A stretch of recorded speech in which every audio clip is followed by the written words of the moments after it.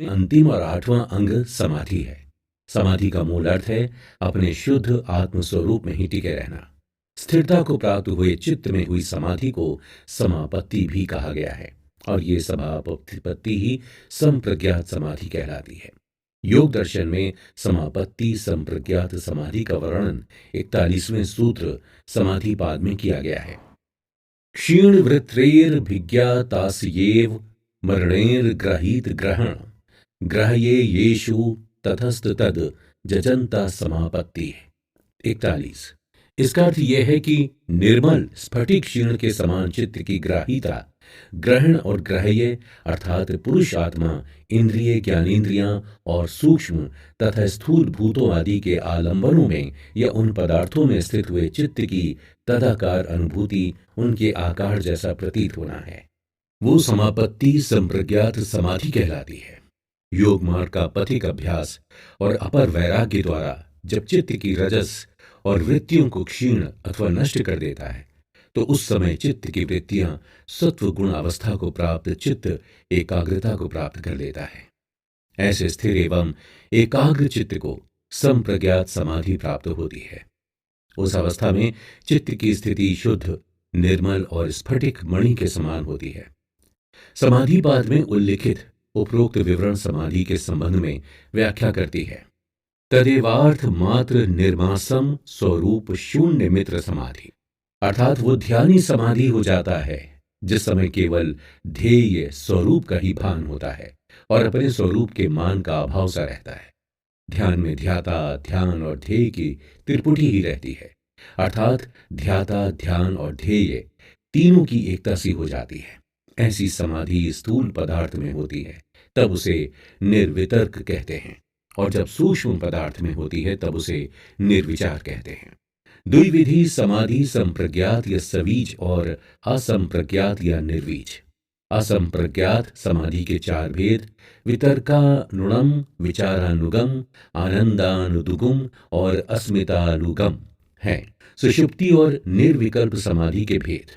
सुषुप्ति में ब्रह्मकार वृत्ति नहीं होती है और निर्विकल्प समाधि में अंतःकरण की ब्रह्मकार वृत्ति तो रहती है, परंतु वृत्ति का भान नहीं रहता। इस प्रकार हम देखते हैं कि आत्मज्ञान प्राप्त करने का सरल उपाय योग है। योग की श्रेष्ठता के बारे में परम योगी महादेव जी ने अपने मुख से कहा है, ज्ञान निष्ठो विरक्तोपि धर्म षोडपि जितेन्द्रिया बिना योगेन देवोपि न मुक्तिम लभते प्रिय। योग बीज 31। ध्यान से जीवन में बड़ी स्थिरता आती है। हमारा सारा जीवन अध्यात्म के उच्च शिखरों की ओर बढ़ने लगता है। समाधि प्राप्ति उपाय में कहा गया है, यदि हम इन सोपानों को विवेकपूर्ण अध्ययन करें तो हम पाएंगे कि प्रथम 2 सोपान यम और नियम हमारी आचरण शुद्धि, सामाजिक समरसता एवं मानसिक और आध्यात्मिक उन्नति की ओर इंगित करते हैं। एकाग्रता की बात उठाकर महर्षि ने धारणा की विवेचना की है। एकाग्रता अर्थात मन के बहिर्मुखी भाव को एक बिंदु पर स्थिर करना ही अभीष्ट है।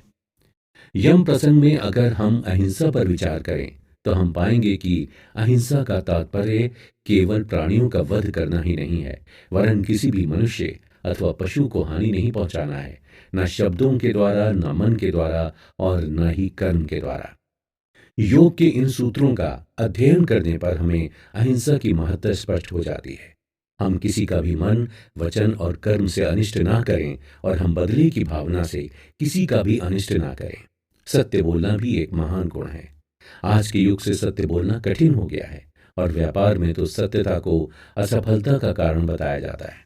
कहा जाता है कि अगर आप सत्यवादी हैं तो कोई भी व्यापार नहीं कर सकते हैं, लेकिन योग के जिज्ञासु के लिए ये तर्क बिल्कुल निराधार प्रतीत होता है। इसी प्रकार सूत्रों में आचौर्य को महान गुण बताया गया है। जो वस्तु हमारी नहीं है उस पर हमें अपना अधिकार जमाना उचित नहीं है। जो कोई भी इन योग सूत्रों की सलाह के विपरीत अनुसरण करता है उसके जीवन में दुखों का आना अवश्यंभावी है। ब्रह्मचर्य भी एक महान गुण है और जो नर नारी इस नियम का अनुसरण नहीं करते उनका पतन निश्चित है। इसी प्रकार अपरिग्रह को भी एक गुण कहा गया है। शौच अथवा पवित्रता को भी गुण कहा गया है। बाह्य और आंतरिक दोनों प्रकार की पवित्रता जीवन में आवश्यक है। अन्य गुणों में संतोष, तप, स्वाध्याय एवं ईश्वर प्राणिधान प्रशंसनीय गुण माने गए हैं। इस प्रकार यम और नियम के इन सूत्रों से हमारा जीवन ईश्वर साक्षात्कार के योग्य बन जाता है। हमें यह स्मरण रखना होगा कि प्रत्येक व्यक्ति के साथ योग का संबंध है, क्योंकि प्रत्येक व्यक्ति दुखों से छूटकर नित्य आनंद को प्राप्त करना चाहता है और आनंद योग के बिना संभव नहीं है। अतः यह हमारे जीवन का अभिन्न अंग है और प्रत्येक व्यक्ति के लिए योग का जीवन में महत्व है। योग का किसी संप्रदाय एवं देश से कोई संबंध नहीं है। प्रत्येक व्यक्ति योग से अपने जीवन को उन्नत और सफल बना सकता है। योग दर्शन 1/9 में योगश्चित्त वृत्ति निरोधा की बात कही गई है। इसके अनुसार चित्त वृत्तियों को रोकना है और चित्त वृत्तियों को रोक देना ही योग है। इसी का दूसरा नाम समाधि भी है। चित्त में विभिन्न प्रकार की वृत्तियों की तरंगें उभरती रहती हैं। इन चित्त वृत्तियों को 2 विभागों में विभाजित किया गया है, एक क्लिष्ट तथा दूसरी अक्लिष्ट। जो वृत्तियां क्लेशों के दुखों को उत्पन्न करती हैं और अज्ञान की ओर ले जाती हैं, वो क्लिष्ट होती हैं, और जो सुख को उत्पन्न करती हैं और ज्ञान की ओर ले जाती हैं, वो अक्लिष्ट वृत्तियां हैं। इन वृत्तियों को 5 विभागों में विभाजित किया गया है। ये 5 विभाग हैं: प्रमाण, विपर्यय, विकल्प, निद्रा और स्मृति। इन वृत्तियों को रोकने से योग की सिद्धि होती है। योग के मुख्य रूप से 2 भेद हैं, एक संप्रज्ञात और दूसरा असंप्रज्ञात। संप्रज्ञात योग को सवीज समाधि, संप्रज्ञात समाधि तथा मन की एकाग्रता भी कहते हैं, और असंप्रज्ञात समाधि को निर्वीज समाधि, असंप्रज्ञात समाधि तथा चित्त को निरुद्धावस्था कहते हैं। संप्रज्ञात योग के सिद्ध हो जाने पर असंप्रज्ञात योग की सिद्धि होती है। योगाभ्यासी व्यक्ति को चाहिए कि वो चित्त को जड़ समझकर ही उसका उपयोग करे। जो व्यक्ति चित्त को चेतन मानकर कार्यों को करता है, उसको सफलता नहीं मिलती है। ईश्वर और जीव चेतन है और प्रकृति जड़ है। ईश्वर एक है और जीव अनेक हैं। जो व्यक्ति जड़ और चेतन पदार्थों को ठीक से जानकर उनका उचित प्रयोग करता है, वो योग के द्वारा ईश्वर का साक्षात्कार करके अपने जीवन को सफल बनाने में समर्थ हो जाता है। जिन चित्त की प्रवृत्तियों को रोकने से योग की सिद्धि होती है, उस चित्त की 5 अवस्थाएं हैं: क्षिप्त, मूढ़, विक्षिप्त, एकाग्र और निरुद्ध। विवेक के मुख्य विषय 3 हैं: एक ईश्वर, दूसरा जीव और तीसरा प्रकृति। चित्तवृत्ति निरोध का दूसरा साधन वैराग्य और तीसरा साधन अभ्यास है। जीवन में दुख को दूर करने के लिए दुख का स्वरूप क्या है, ये जानना आवश्यक है। इसके जाने बिना दुख दूर नहीं किया जा सकता है। दुख का प्रथम कारण अविवेक है। उदाहरणार्थ, अनित्य वस्तुओं को नित्य समझना, अशुद्ध वस्तुओं को शुद्ध तथा शुद्ध वस्तुओं और कर्मों को अशुद्ध समझना, जड़ को चेतन समझना और चेतन को जड़ समझना। दुख का दूसरा कारण असत्याचरण, अधर्माचरण और अन्याय आचरण है। दुख का तीसरा कारण है मनुष्य की अशुद्ध उपासना। जो अशुद्ध उपासना का परित्याग नहीं करता, वो दुख से नहीं छूट सकता। जैसे कि ईश्वर की शुद्ध उपासना को छोड़कर सांसारिक वस्तुओं की उपासना करना अशुद्ध उपासना है। दुख का चौथा कारण है अशुद्ध संस्कार, मिथ्या और वासना। दुख का 5वां कारण है वित्तेषणा, पुत्रेषणा और लोकेषणा। इसी प्रकार हम कह सकते हैं कि सुख का प्रथम कारण विवेक, दूसरा धर्माचरण, तीसरा शुद्ध उपासना, चौथा कारण शुद्ध संस्कार और 5वां कारण सुख का है। अपने आत्मा के समान दूसरों के सुख दुख हानि लाभ को समझना ही हमारा कर्तव्य है। इस प्रकार योग के द्वारा अभ्यास करके आचरण शुद्धि, मानसिक शुद्धि तथा अध्यात्म पर चलकर आध्यात्मिक विकास करते हुए ईश्वर की प्राप्ति की जा सकती है, और योग द्वारा मनुष्य का सर्वांगीण विकास और ईश्वर प्राप्ति संभव हो सकती है। अतः हमें योग को ठीक से समझाकर उसका ठीक से परिपालन करते हुए अपने जीवन से सफल बनाने की चेष्टा करनी चाहिए, जिससे अष्टांग योगों की महत्ता स्पष्ट हो सके। समाधि आध्यात्मिक विकास का सर्वश्रेष्ठ साधन है। समाधि आत्मविकास का एक सशक्त अंग है। योगाभ्यासी 2 प्रकार के होते हैं। कुछ लोग तो अंतिम लक्ष्य प्राप्त कर योगी होना चाहते हैं तथा ये योग की समस्त प्रक्रियाओं से गुजरते हुए समाधि की परम अवस्था तक पहुंचने का प्रयास करते हैं। दूसरे तरह के योगाभ्यासी वो होते हैं जो तात्कालिक समस्याओं के निवारण के लिए योगाभ्यास करते हैं। उदाहरण स्वरूप, जैसे वो स्वास्थ्य सुधार चाहते हैं अथवा मन की शांति और एकाग्रता अर्जित करना चाहते हैं, जिससे उनका जीवन स्वस्थ और सुचारू रूप से चल सके। ये लोग योग के संबंध में कुछ जानना तो चाहते हैं, किंतु उस पथ पर बहुत आगे अग्रसर होना नहीं चाहते हैं। इसलिए पतंजलि महर्षि ने दो प्रकार के उपदेशों की ओर इंगित किया है। एक उनके लिए जो उच्चतम अवस्था प्राप्ति के लिए अपना संपूर्ण जीवन उत्सर्ग कर देते हैं तथा जीवन में ध्यान, समाधि तथा क्रिया योग का अनुशीलन करते हैं। योग चार प्रकार के माने गए हैं: राजयोग, ज्ञान योग, भक्ति योग एवं कर्म योग। ये सभी अतीन्द्रिय ज्ञान और समाधि प्राप्त करने के साधन हैं। राजयोग को समाधि प्राप्ति का सर्वोत्तम साधन कहा जाता है। राजयोग 8 सोपानों में विभक्त है। समाधि के सप्त द्वारों का विवेचन। समाधि हमारे आध्यात्मिक जीवन का एक अत्यावश्यक अंग है। यदि हम अपने जीवन में पूर्णता प्राप्त करना चाहते हैं, यदि आप चाहते हैं कि आप अपनी साधनाओं में सफलता प्राप्त कर सकें, तो समाधि आपके जीवन का लक्ष्य होना चाहिए। तुम शून्य हो और शून्य ही रहोगे। शून्यता तुम्हारा स्वभाव है। सिद्धत्व पाना मिटने की प्रक्रिया है, खोने की प्रक्रिया है। मन का होना पर्याप्त नहीं। जीवन में अमनी अवस्था आनी ही चाहिए। ध्यान में मन को निर्विषय कर देना अमनी अवस्था का प्रारंभ है। इसीलिए कहा गया है कि ध्यानम निर्विषयम मनः, अर्थात ध्यान मन की निर्विषय अवस्था है, जहां पर कोई विषय शेष नहीं रहता। ध्यान करने की बात नहीं, और समाधि भी ऐसी ही है। जिसे किया जा सके वो ध्यान नहीं और वो समाधि भी नहीं। अभी आपका कर्तापना किया गया है। मन और बुद्धि के माध्यम से ना तो ध्यान में जाया जा सकता है और न समाधि में। बुद्धि भी इनमें सहायक नहीं होती है। बुद्धि भी इनमें सहायक नहीं होती है। बुद्धि अपने आप में कुतर्क पैदा करती है। अतः मनुष्य का कर्तव्य है कि वो अपने मन और बुद्धि दोनों को धीरे धीरे शिथिल करता रहे। यद्यपि व्यवहारिक जीवन में हमें बुद्धि की भी आवश्यकता होती है और मन की भी, परंतु आध्यात्मिक जीवन में जहाँ ध्यान और समाधि में प्रवेश करने की आकांक्षा हो, वहाँ ना मन की आवश्यकता है और ना ही बुद्धि की। बुद्धि अपने आप मनुष्य का विकास नहीं है। बुद्धि पक्ष तो हमारे जीवन का एक छोटा सा भाग है, वो हमारा पूरा जीवन नहीं है। बुद्धि का विकास हमारे जीवन की चेष्टा हो सकती है, पर यह अंतिम लक्ष्य नहीं है। मन भी ऐसा ही है। मन में तृप्ति हो ऐसा संभव नहीं है। मन की तृप्ति तो आध्यात्मिक चिंतन और आध्यात्मिक विचार से ही संभव है। इसके लिए जीवन में श्रद्धा हो, मौनता हो, तभी जीवन में एक गहराई प्राप्त की जा सकती है। हम समाधि के माध्यम से मन और बुद्धि दोनों को धूमिल कर सकते हैं। जहां ध्यान और समाधि है, वहां ना मन की आवश्यकता है और ना समाधि की। असीम तृप्ति और असीम आनंद के लिए हमें मन और बुद्धि दोनों से ऊपर उठना होगा। विज्ञान कहता है कि हमारे मस्तिष्क में 1 सेकंड में 3 लाख विचार आते हैं। ध्यान और समाधि ऐसे साधन हो सकते हैं जिनके माध्यम से हम अपने मस्तिष्क पर पड़ने वाले विचारों के इस बोझ को कम कर सकते हैं। इसके लिए आवश्यक है कि हम अमनी अवस्था को प्राप्त कर लें तथा विचार शून्य मस्तिष्क तैयार करें।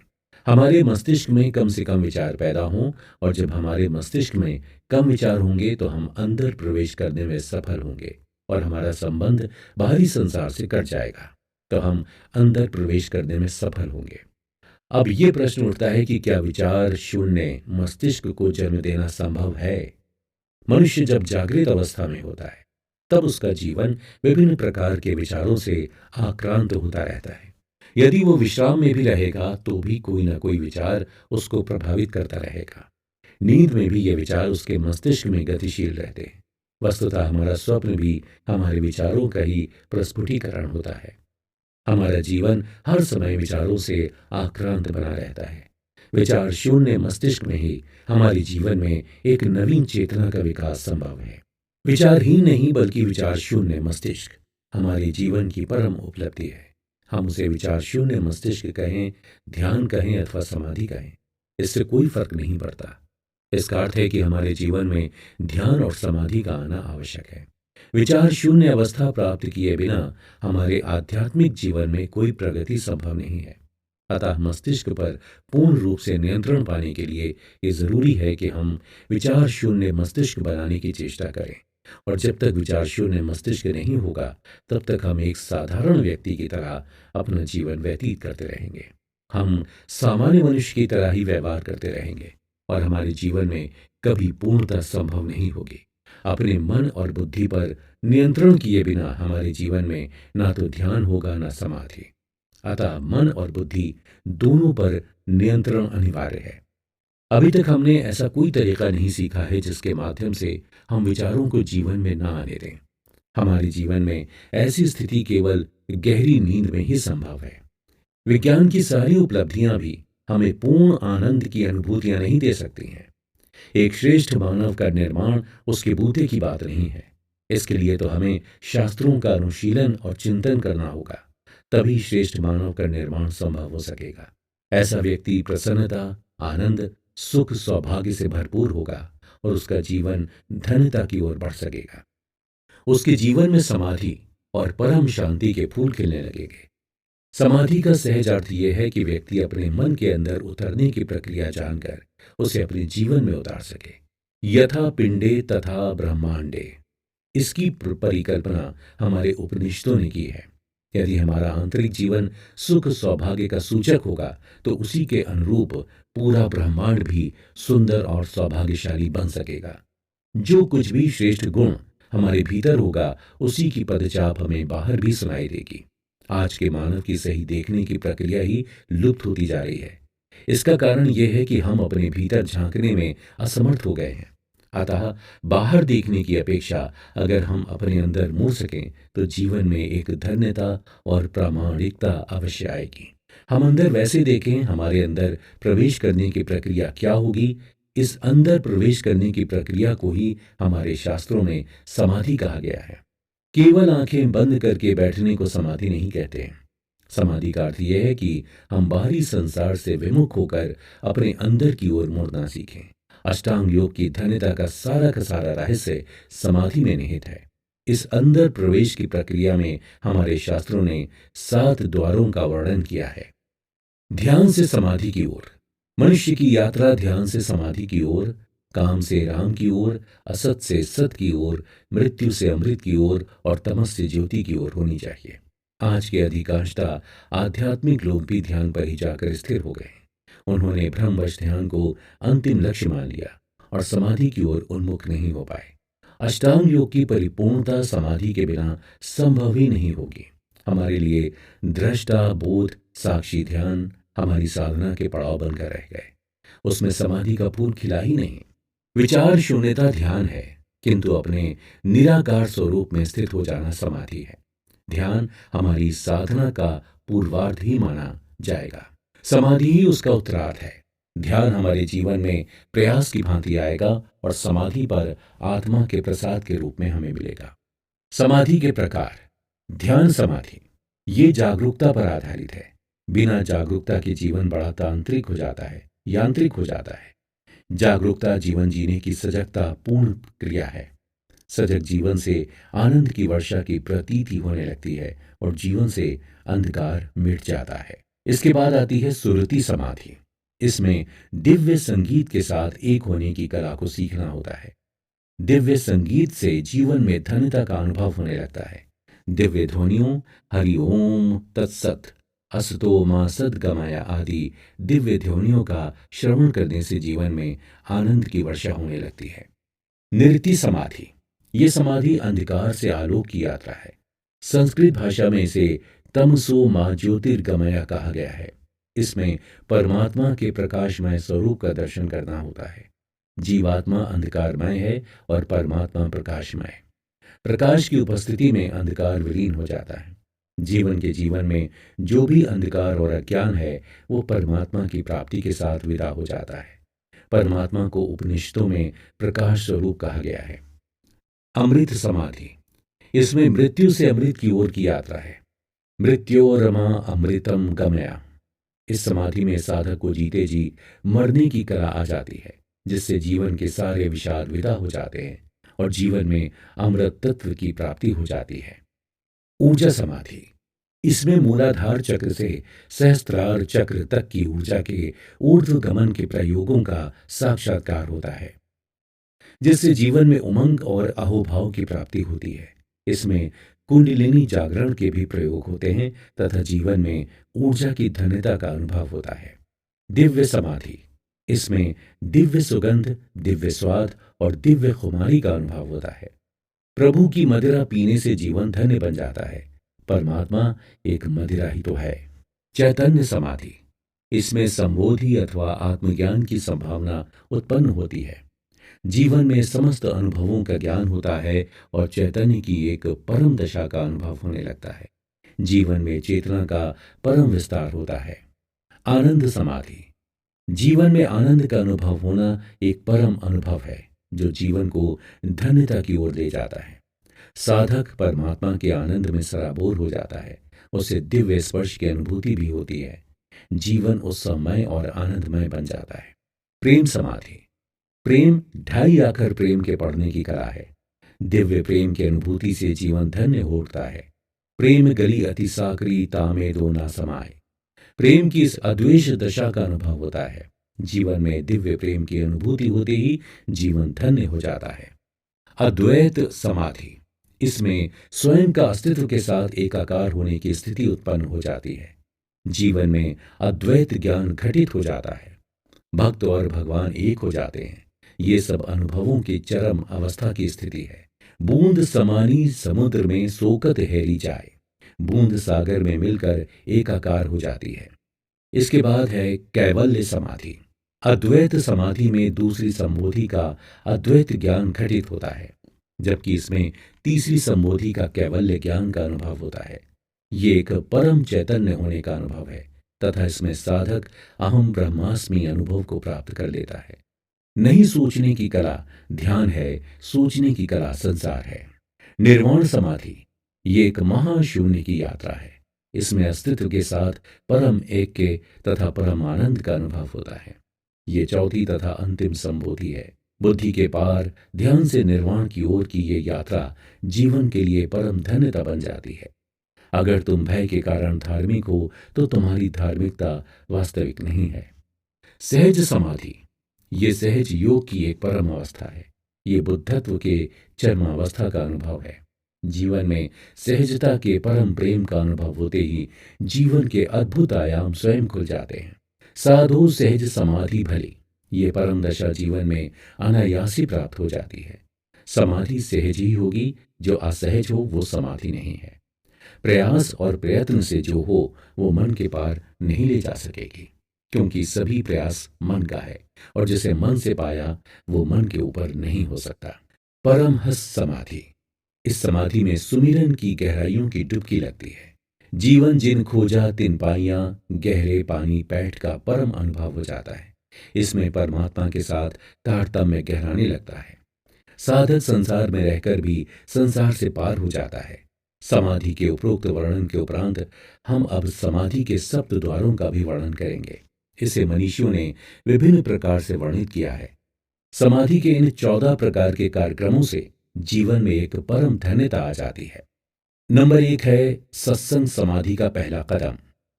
सत्संग का पहला कदम जीवन के लिए बहुत ही आवश्यक माना गया है। अधिकांश लोग शास्त्रों में उलझ कर रह जाते हैं, वो आगे की यात्रा नहीं करते। अगर आप आगे चलने को तैयार हैं तो सत्संग आपकी यात्रा का पहला कदम होना चाहिए। तुलसीदास जी ने कहा है, बिन सत्संग विवेक ना होई, राम कृपा बिन सुलभ न सोई। तुम्हारे भीतर एक ऐसी प्यास जगे कि तुम संतों और प्रबुद्ध पुरुषों से सत्संग करने को आतुर हो जाओ, तो परमात्मा की दिशा में चल पड़ने का सत्संग पहला कदम है। प्रकृति तुमसे अन्य सभी कार्य करा लेती है। तुम्हारा पूरा का पूरा जीवन यांत्रिक ढंग से चल रहा है, पर एक चीज की आवश्यकता है आगे की यात्रा के लिए, और वो है सत्संग। मीराबाई जी कहती हैं, मनुआ राम नाम रस पी जाए, तज कुसंग सत्संग बैठ, नित हरि चर्चा कर लीजिए। कुसंग तो वो है जहां पर निंदा होती है, पर चर्चा और पर निंदा सुनने के लिए लोग बहुत आतुर होते हैं। बुद्ध ने भी कहा है कि दूसरे के दोष देखना कुसंग है। सब सोचते हैं कि लोग बदल जाएं तो सब ठीक हो जाएगा। हम सोचते हैं कि पहले लोग बदल जाएं तब हम बदलेंगे। सब लोग सोचते हैं कि दूसरे बदल जाएं तो दुनिया ठीक हो जाएगी। ऐसा नहीं होगा। गायत्री समाज के युग दृष्टा श्री राम शर्मा जी का प्यारा वचन है, हम बदलेंगे जग बदलेगा। जैसे ही यह बोध तुम्हारे जीवन में आया, तुम्हारी सत्संग की यात्रा आरंभ हो गई। ऐसा तुम मानना, तो जान लो कि समाधि की दिशा में उठाया गया पहला कदम ही सत्संग है। असली सत्संग है राम की चर्चा, नाम की चर्चा, भगवान की चर्चा। जैसा कि गुरु तेग बहादुर जी कहते हैं, साधु गोविंद के गुण गावो। तो गोविंद की चर्चा सत्संग है, ओंकार की चर्चा सत्संग है। जिस सत्संग में राम की चर्चा नहीं होती वो ऐसा ही है जैसे दूल्हा के बिना बारात। अंत में यही कहना है कि समाधि की दिशा में उठाया गया पहला कदम सत्संग ही है। समाधि का दूसरा कदम है अहोभाव। हमारा सारा का सारा जीवन शिकायतों से भरा है। जीवन में शिकायतें ना रह जाएं, सिर्फ इतना ही काफी नहीं है, हम अहोभाव से भरें ये भी जरूरी है। तुम्हारी पूरी जिंदगी अहोभाव के आसपास ही घूमती रहे, ये प्रयास सतत करते रहे। जीवन में शिकायत में रत जियो, शिकायत में जीना कुसंग है। प्रार्थना में जीवन सीखें, अहोभाव में जीना सीखें। जीवन में अहोभाव आ गया तो सब कुछ आ गया। अगर अहोभाव आ गया, धन्यवाद आ गया तो सब आ गया। जीसस कहते हैं कि जिसके पास है उसको और दिया जाएगा, और जिसके पास नहीं है या थोड़ा है उससे और ले लिया जाएगा। तो मंदिर जाते हो, मस्जिद जाते हो, गुरुद्वारा जाते हो बस कुछ मांगने के लिए। कहते हो धन दे दो, नौकरी दे दो, प्रमोशन दे दो, गजब के लिए भुखमंगे हो तो। धन्यवाद देना, अहोभाव प्रकट करना तो जानते ही नहीं हो। तो अध्यात्म की दिशा में, समाधि की दिशा में जो दूसरा कदम तुम उठाते हो उसका नाम अहोभाव है। शिकायत में मत जियो, अहोभाव में जियो। समाधि का तीसरा कदम है ध्यान। आज के समय में ध्यान के संबंध में अनेक मिथ्या धारणाएं फैली हुई हैं। ध्यान चेतना की विशुद्ध अवस्था है जहां कोई विचार नहीं होते, कोई विषय नहीं होता। ध्यान इस बात का बोध है कि मैं मन नहीं हूं। जैसे जैसे हमारा ये बोध गहरा होता जाएगा वैसे वैसे ध्यान की कुछ झलकें मिलनी शुरू हो जाती हैं। उन मौन तथा शांत क्षणों में ही हमें स्वयं की सत्ता की अनुभूति होती है। हमारे जीवन में एक दिन बड़े सौभाग्य का समय आता है जब हमारी सहज अवस्था ध्यान में हो जाती है। इस बात को हमेशा ख्याल रखें कि मन हमारी असहज अवस्था है, ध्यान हमारी सहज अवस्था है, लेकिन हमने उसे खो दिया है। ध्यान के संबंध में नहीं सोचें, ध्यान के संबंध में विचारना ही विचार ही है। ध्यान को मत सोचें, मन का काम है सोना और सोचना, जबकि ध्यान है जागना। ध्यान है एक निर्विकार अवस्था। अगर हम अपनी क्रियाओं को गैर यांत्रिक ढंग से कर सकें तो हमारी पूरी जिंदगी ही एक ध्यान बन जाएगी। कोई छोटा से छोटा काम करना, जैसे भोजन करना, स्नान करना, किसी से बात करना भी ध्यान बन जाएगा। लोग सोचते हैं कि ध्यान कोई कृत्य है। जब हम किसी दिशा में मुंह करके बैठते हैं, किसी मंत्र का जाप करते हैं, किसी विशेष समय में किसी विशेष मुद्रा में कुछ करते हैं, ध्यान का इन बातों से कोई संबंध नहीं है। ध्यान एक गुणवत्ता है जो किसी चीज के साथ जोड़ी जा सकती है। ये कोई अलग से किया गया काम नहीं है। ध्यान रखें कि ध्यान एकाग्रता नहीं है, ध्यान सिर्फ जागरूकता है। अगर आप अपनी श्वास पर सतत ध्यान दे रहे हैं तो सभी अनावश्यक क्रियाएं रुक जाएंगे। अगर अपनी श्वास के साक्षी रहेंगे और परिधि पर चीजें घटती रहेंगे, विचार होंगे, कंपन होंगे, लेकिन केवल परिधि पर, केंद्र पर नहीं। अनुभूतियों के प्रति उदासीन रहना कठिन है, लेकिन यदि आप विचारों और भावनाओं के प्रति उदासीन रह सकें तो यह भी संभव हो सकेगा। लाओ से कहता है कि तुम जो भी करो, उठो, बैठो या भोजन करो, उसमें पूरी तरह लीन हो जाओ। अगर रास्ते पर चल रहे हो तो चलना ही बन जाओ। इतना भी फासला मत रखो कि मैं चल रहा हूं। लाओ से कहता है, ना जागरूकता, ना साक्षी, वरन एकता, लीनता। तुम भी जो कर रहे हो उसी में तल्लीन हो जाओ। अगर सुन रहे हो तो कान ही बन जाओ। इतनी समग्रता से एक हो जाओ कि मन के भीतर कोई फासला ना रहे। साधना का पहला क्रम यह हो कि श्वास फेफड़ों से लेना बंद कर दें, नाभि से लेना शुरू करें। कुछ दिनों के प्रयोग से आप दंग रह जाएंगे कि अगर आपकी श्वास नाभि से चलेगी तो आपका क्रोध विलीन हो गया, ईर्ष्या खो गई, तनाव अब नहीं है, नींद गहरी हो गई और आपका व्यक्तित्व संतुलित होने लगेगा। साथ में दूसरा प्राण साधना का हिस्सा है कि जब श्वास बाहर जाए उस पर ध्यान रहे। तीसरे में श्वास से अपने को पृथक ना समझें। श्वास बाहर तो आप ही बाहर, श्वास भीतर तो आप ही भीतर।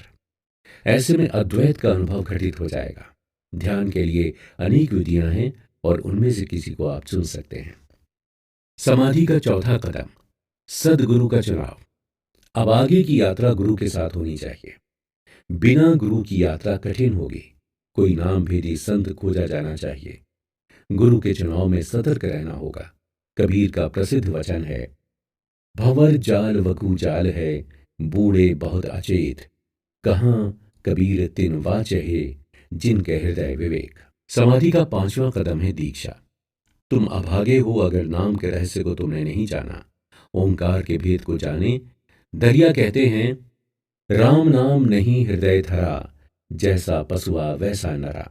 अतः नाम के रहस्य को अपने गुरु से जानना जरूरी है। समाधि का छठा कदम समाधि में प्रवेश है। संक्षेप में पतंजलि योग दर्शन के अनुसार समाधि के मुख्यतः दो भेद हैं, संप्रज्ञात और असंप्रज्ञात। ओंकार से मिलकर एक हो जाना समाधि है। समाधि की कला जानकर समाधि में रहना सीखें। समाधि का सातवां कदम है सुमिरन, अंतिम चरण है। समाधि तो थोड़े समय के लिए ही कर सकते हैं, सदा समाधि में तो नहीं रह सकते। अतः सुमिरन की कला जानना जरूरी है। सांस सांस सुमिरे गोविंद, सुमिरन की ये कला आनी चाहिए। आठों पहर सुमिरन में जिए, सदा सुमिरन में जीना संतत्व है। सुमिरन अध्यात्म का परम शिखर है। परम सद्गुरु ओशो सिद्धार्थ के समाधि का विज्ञान यही है। इसकी उपलब्धि हमारे जीवन को धन्य बना देगी। डॉक्टर नारायण दत्त श्रीमाली ने अपनी पुस्तक ध्यान, धारणा और समाधि में भी समाधि के उन 7 बिंदुओं का वर्णन किया है, जिसके माध्यम से हमें विचार शून्य मस्तिष्क या ब्रह्मांड दर्शन प्रक्रिया की विधि पर विचार करना चाहिए। कबीर की सहज समाधि। मेरी दृष्टि में कबीर की सहज समाधि ही सर्वप्रथम है। कबीरदास जी कहते हैं, साधे सहज समाधि मली, गुरु प्रताप जा दिन ते जागी, दिन तिंत अधिक चली। जहम जहम डोलाओ सो परिक्रमा, जो कुछ करो सो सेवा। जब सोवो तब करो दंडवत पूजो, और न देवा। कहो सो नाम सुनो, सो सुमिरन श्वावम पियो सो पूजा। गिरा उजाड़ एक सम लेखों, भाव मिटावो दूजा। आंखम न मूदो कान न रूधें, तनिक कटर नहीं धराओ। खुले नैन पहचाने, हंसी हंसी सुंदर रूप निहारो। शब्द निरंतर से मन लागा, मलिन वासना त्यागी। उठत बैठत कबहू न घूरे, ऐसी तारी लागी। कहे कबीर ये उन्मनी रहनी, सो प्रगट करी गाई। दुख सुख से क्रो प्रय परम, पद ते ही पद रहा समाई। इस प्रकार सहज योग और सहज समाधि के सबसे बड़े प्रणेता कबीर साहब ही हैं। कबीर की उन्मनी रहनी ही समाधि का परम तत्व है। हमारी मुख्यतः 3 दशाएं हैं। अहंकार, जहां सुख दुख अनुभव होते हैं। अस्मिता, जहां हमें शून्यता का अनुभव होता है, हम मन के पार चले जाते हैं, साक्षी हो जाते हैं। भगवत्रा की, यहां हम ओंकार के तल पर जीते हैं। ये आनंद और आत्मा का तल है, यही समाधि है। मैं रब के प्यार में फना हुआ हूं इस तरह, जब मिट गया तो अपना बचाने लगे हैं लोग। अपने अहंकार को खो देना, अपनी अस्मिता को विलीन कर देना ही समाधि में प्रवेश है। खोजने वाले खुद गुमशुदा हो गए, खोजते खोजते हम खुदा हो गए।